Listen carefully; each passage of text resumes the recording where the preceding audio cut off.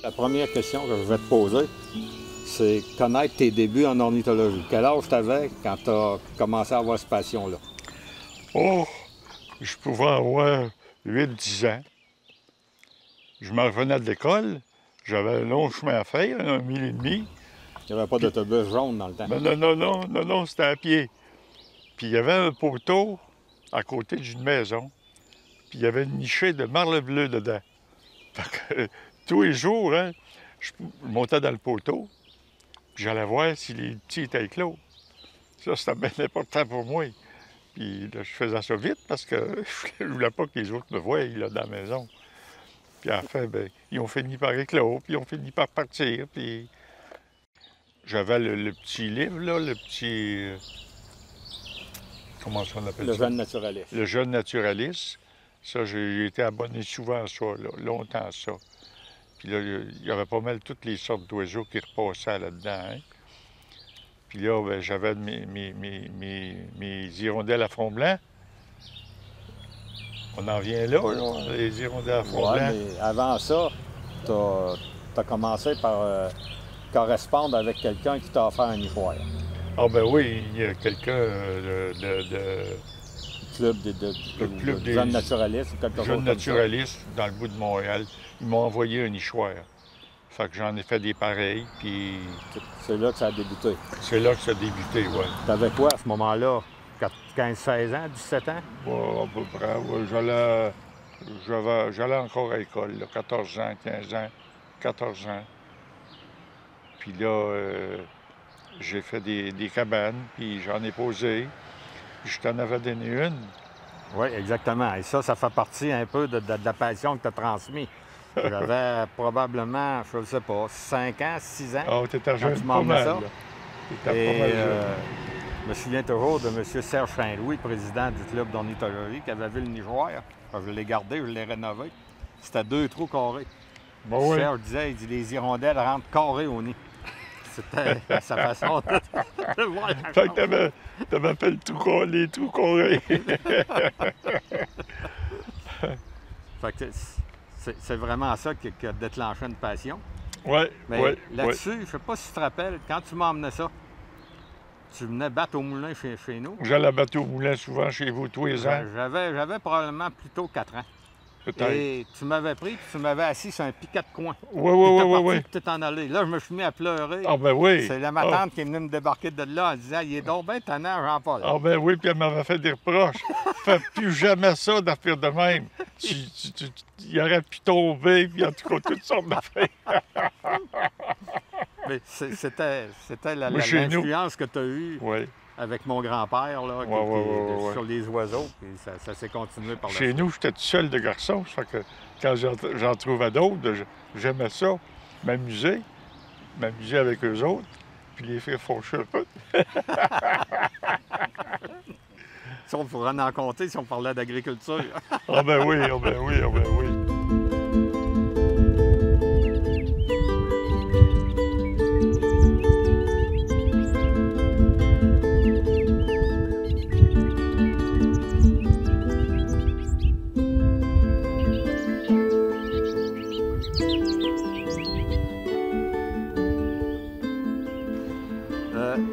Tantôt, on parlait ensemble. Les godelus. Tu te souviens du temps où les godelus étaient nombreux? Oui. Oui, il y avait une broche chez nous, là, au pied de la côte, là. Des fois, ça se chargeait de godelus. Il y avait des mâles, des femelles, là. Il va y en avoir un 25, 30, 35, là. Puis là, puis quand je m'en allais à l'école, là, il y avait un gars qui faisait ses foins très tard. Puis les gogolus, ben, ils aimaient ça, hein.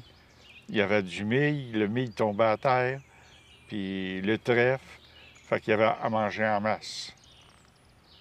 Fait que là, il y en avait des gogolus dans ce temps-là. Des fois, là, j'en faisais lever une centaine. Il enlevait une centaine, tu sais. Il me frappait dans les mains, là. Puis, tu sais, il se sauvait. Mais il revenait, c'était pas long, hein. Mhm. Fait que... Tu dois avoir connu aussi le temps où on allait chercher les vaches, puis les gars de lui suivaient sur la broche Ah ben oui, avec le troupeau de vaches. c'est ça, c'est ça, c'est ça, c'est ça, c'est ça. Les gogolus, ben, ils n'aimaient pas les vaches plus que ça, disons, là. Hein? Les vaches, les piétinaient bien souvent. Ah ben oui, dans les champs, Dans les champs. Il y avait des discussions entre eux autres. Oui, oui, oui, oui, oui, oui. On revient au nichoir. Tu avais fait un nichoir, après ça, tu t'es mis à en faire d'autres. Oui, Et tu as fait un sentier sur la ferme chez toi. oui, oui, oui. Oui, j'étais plutôt pour les crisserelles.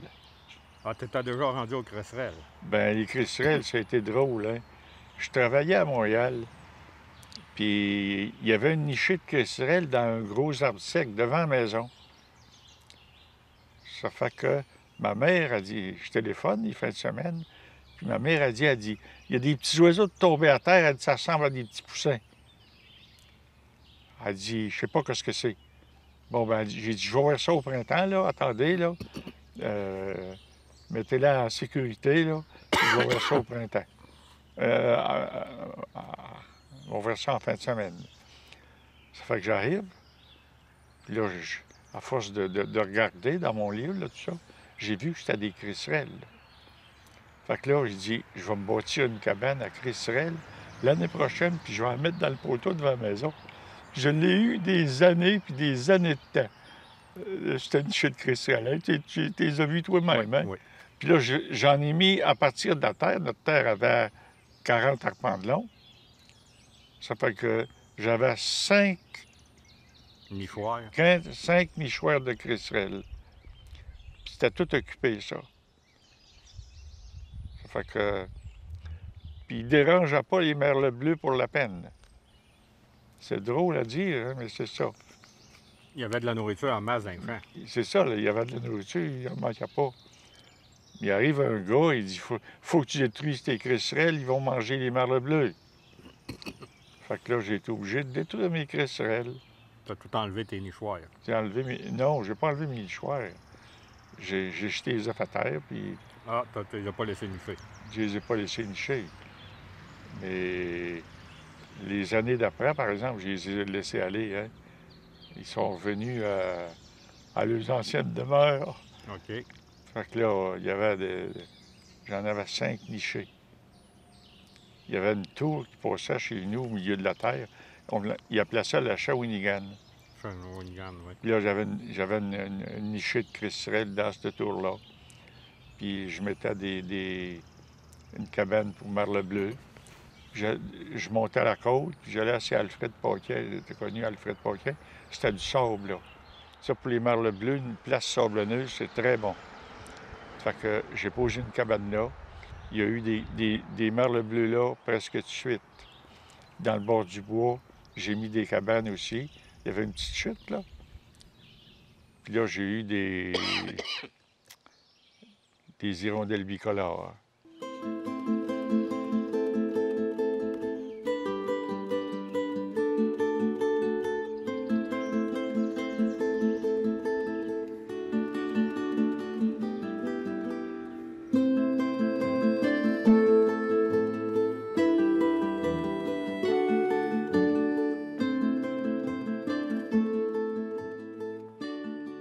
Fait que là, tu avais un sentier sur la ferme chez toi, Oui, Cresserelle et merle bleu. oui. Mais la passion a grandi, puis là, il a fallu que tu agrandisses Ah, ben le oui. territoire. Fait que tu as couvert combien de paroisses? Oh, 6 paroisses. Sainte-Christine, Saint-Gilbert, Saint-Alban. Puis même, j'ai été ceux qui vendaient des patates à Saint-Hubal, là, les Ouais. Dolbec. Oui. Bon, j'achetais mes patates là.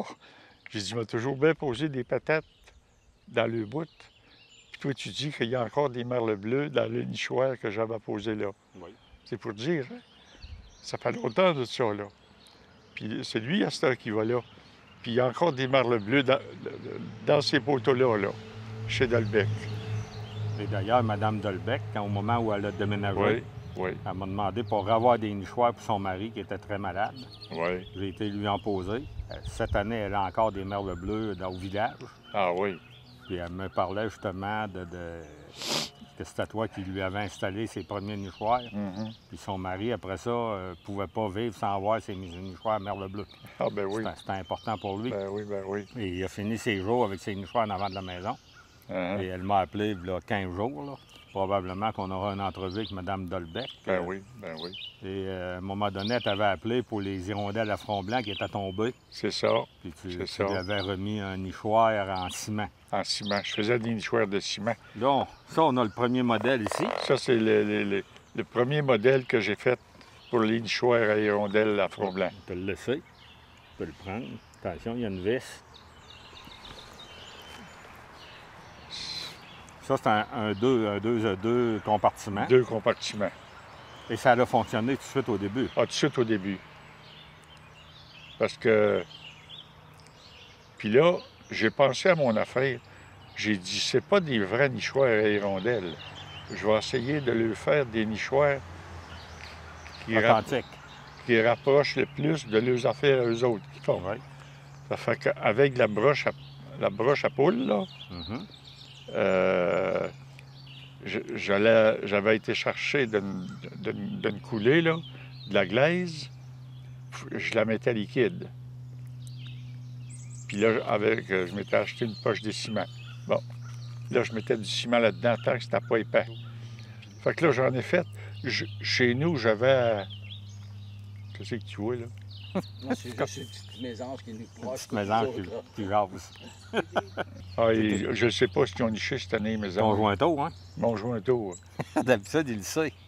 C'est étrange, les mésanges. Hein? Ah oui, il a Des fois, trouvé... Ah oui, des fois, tu te rappelles, le cocané, il avait fait un trou, là, en fleur de terre, quasiment. Oui, ici, dans un vieil arbre. Un vieil À arbre. 3-4 pouces du sol. Ben oui, c'était pas bon, ça. Non, les chats... Les moufettes apportent ça. les hein. moufettes... Les moufettes, là, ils se font régal de ça. Ça fait que là, j'ai réussi à faire des nichoirs à hirondelles qui ressemblaient pas mal à le nichoir à eux autres. Fait que j'en avais partout autour des bâtisses. J'ai eu jusqu'à 30-35 nichés d'hirondelles à front blanc dans ces nichoirs-là. Ça, c'était sécuritaire, hein? Ça tombait jamais. Fait que... Et un jour, tu as déménagé au village. Un jour, j'ai déménagé au village. La bâtisse qu'on voit à l'arrière. C'est ça, Tu la as décidé bâtisse. qu'il fallait transporter la bâtisse avec la colonie. Ben, pas avec la colonie, disons, là. J'ai amené la bâtisse site, puis il y avait encore des nichoirs à hirondelles après. Le printemps suivant, 4-5 couples d'hirondelles à front blanc sont venus nicher dans ces affaires-là, là, dans la bâtisse que j'avais déménagée. C'est pour dire, hein, il avait vu il avait vu la bâtisse, il avait vu les anciens nichoirs, puis il était revenu nicher là-dedans. J'en ai eu, là, disons une quinzaine, là, avant qu'ils commencent à disparaître. Puis là, à cette heure, ben là, ils vont tout Ici, le temps. ça fait quoi? Il y a 6-7 ans que tu n'as plus? Environ? Ah oui, comme faut. Ah oui.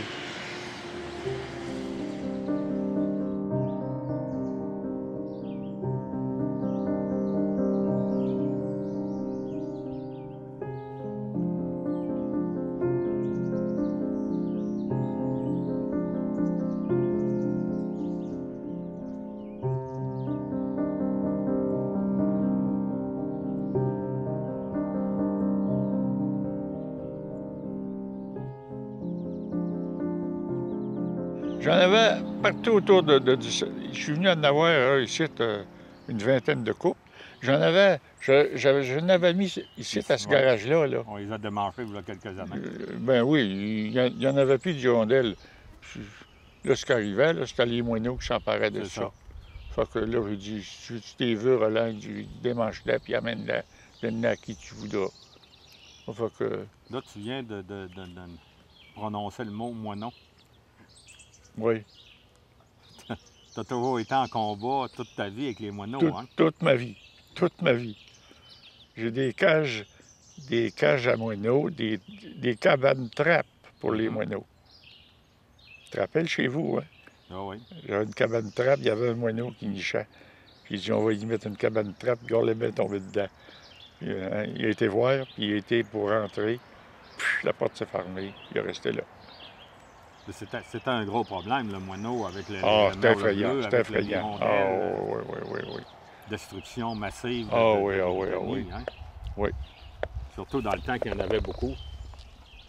Ben c'est ça, hein. Aujourd'hui, ben, ils sont en diminution, puis personne ne s'en Ils sont plaint. en diminution, eux autres aussi. Il n'y a plus de chevaux. Les chevaux, ben, ils faisaient bien le croton, là, le long des chemins. Puis il y avait de l'avoine là-dedans, il y avait toutes sortes d'affaires. Puis les moineaux, ben, ça ramassait tout ça. Mais à ce temps, il n'y a plus de ça, il n'y a plus de chevaux. C'est des tracteurs, puis des machines, puis... Ouais. Fait que les moineaux ont diminué eux autres aussi. Puis les hirondelles, ben pourquoi est-ce qu'ils ont disparu comme ça? Il y en a encore certaines places qu'il y a des petites colonies. Oui. Ils sont rares, mais il y a des places comme ça.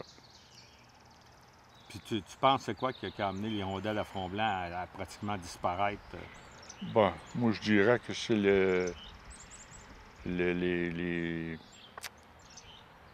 les arrosages aux herbicides, puis des affaires de même, là. Ils arrosent trop aux herbicides, puis l'hirondelle, ben, elle ramasse les bébites qu'elle peut ramasser, hein. Mhm. N'importe quoi. Qu'il y ait les herbicides ou non, ça fait mourir les bébés, c'est sûr, hein. Oui, puis ils viennent stériles aussi. Hein? Ils viennent Il y a stériles, des ouais, stérilités c'est qui ça, s'est installées sur c'est plusieurs ça. sortes d'oiseaux. Oui. J'avais des affaires, hein. J'avais des abeilles, j'avais des oiseaux, j'avais des pommiers que je greffais. Oh, Des pruniers surtout. des pruniers. J'en ai eu j'en ai fait des choses, hein. Ben, on va te dire, là, les moufettes, hein. J'ai jusqu'à opérer des moufettes. Tu l'avais donné d'ailleurs à une dame à Saint-Alban, puis elle l'a gardé pendant plusieurs années. Ah oui? Oui. Ah oui?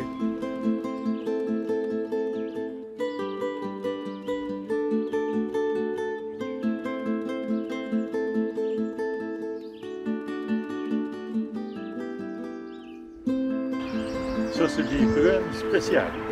C'est moi qui ai sauvé ça, ces prunes-là. J'avais un oncle à Saint-Anne-de-la-Pérade. Puis il connaissait, il avait été à l'école avec un nommé Chagnon.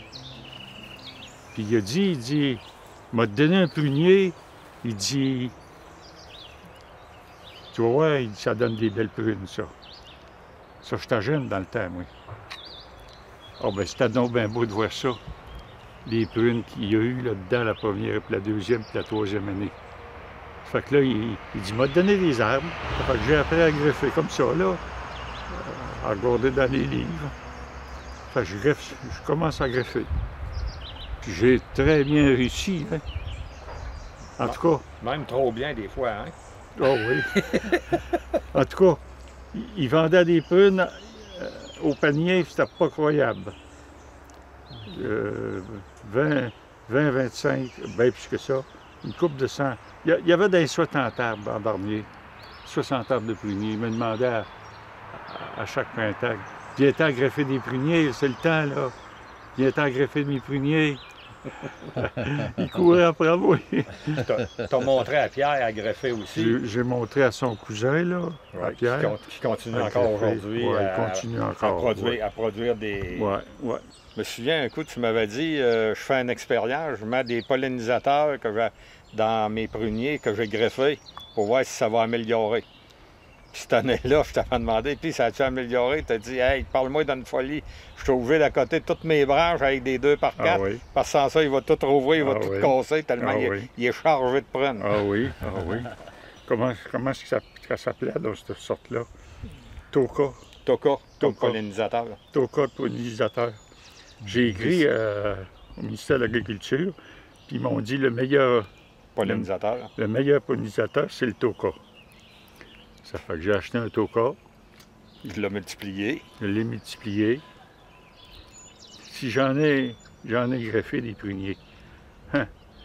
Ici, tu es venu en chercher des fois, hein? Oui. Des chaudières. Ça doit être bon, ça. Ben, ma mère veut plus voir ça. C'est Cainta? Hein? La sorte que tu as. Cainta. Cainta. Cainta. Une grosse prune rouge. C'est acide un petit peu, hein? Ça prend plus de sucre. OK. Ah, mais comme ça, la manger comme ça, là, mais que ça soit mûr, ça, au mois de septembre, là. Ah, c'est bon, ces prunes-là, c'est pas croyable. J'en volerai quelques-uns à Jean-Paul, je te les emmènerai au bar. C'est ça. OK. C'est ça. C'est ça.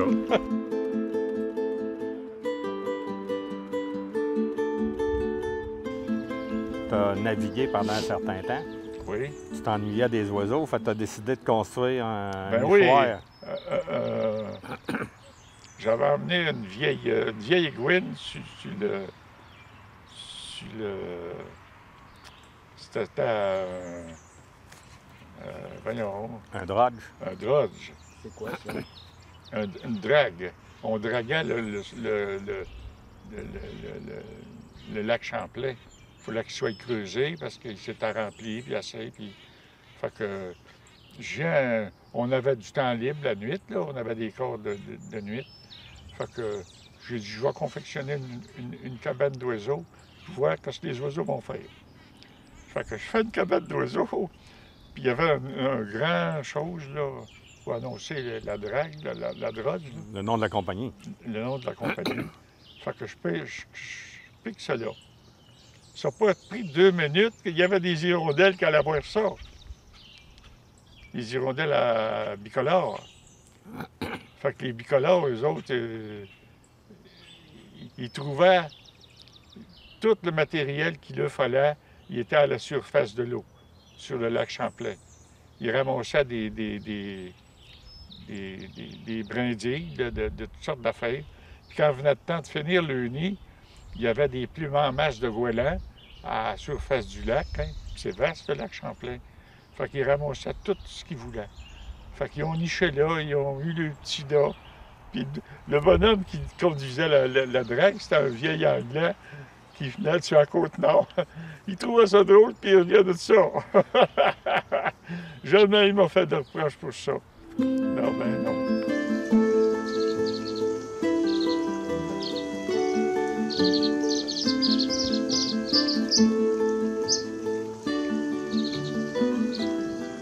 Les chats errants, là, moi, là.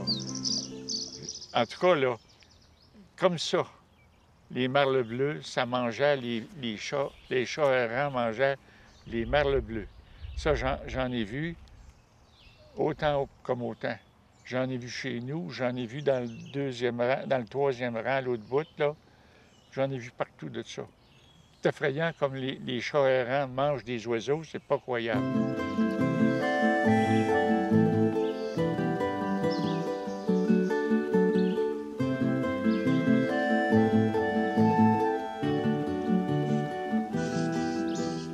On va revenir au pic flamboyant Oui, que tu as eu ici oui, et qui, quand tu étais dans ce que tu appelles ta cabane à miel, oui. il allait te demander de l'aide quand il y avait des sansonnets qui Ah oui, le dérangeaient. ah oui. Elle ne pouvait pas s'accoupler, la femelle. Puis son nid était dans le bord du bois chez le voisin, dans le temps, c'était la chose, Georges Georges. Genet.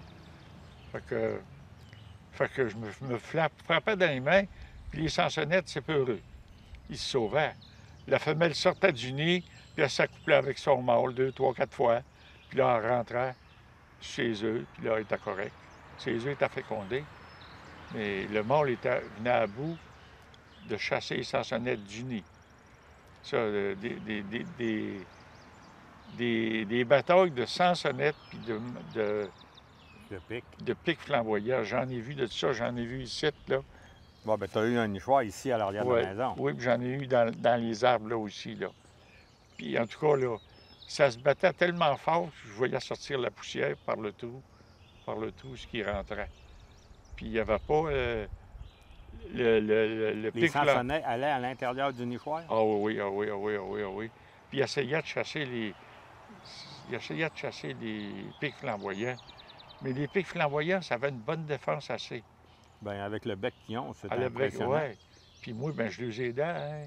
Puis quand je voyais que ça forçait trop, hein, Tu mettais de l'ordre. oui.